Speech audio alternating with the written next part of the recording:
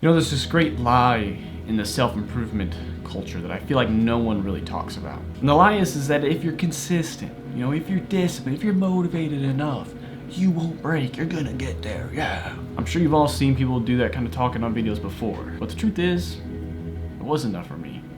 And I did break. And if you're chasing something big, I can almost guarantee you will face the same problem. You know, you'll hit a wall, you'll miss days you said you wouldn't miss, you know, and you'll feel like it's just not working, or that you're just wasting your time in general with what you're trying to do. And in that moment, you'll either quit or you'll reset and you'll find a way to come back stronger. Guys, when I was working 2 jobs, trying to build a brand, stay in shape, keep my relationship alive, I hit a wall.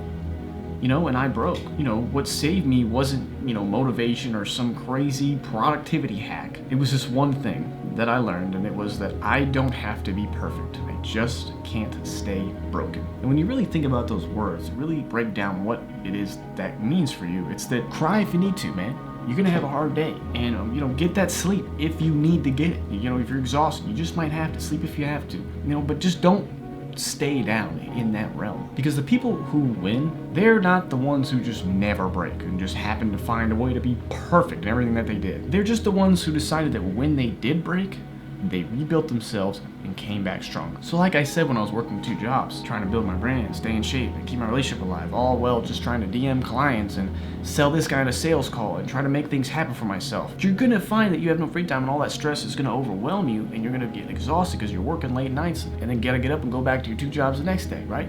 You're gonna hit a wall if that's your life and you're trying to grind while having to work. But the reality is, are you the kind of guy that's going to be willing to bounce back from that and become stronger from the situation and use that as fuel to help you see more success in the work that you do?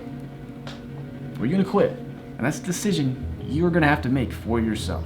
With that being said, guys, that's today's lesson.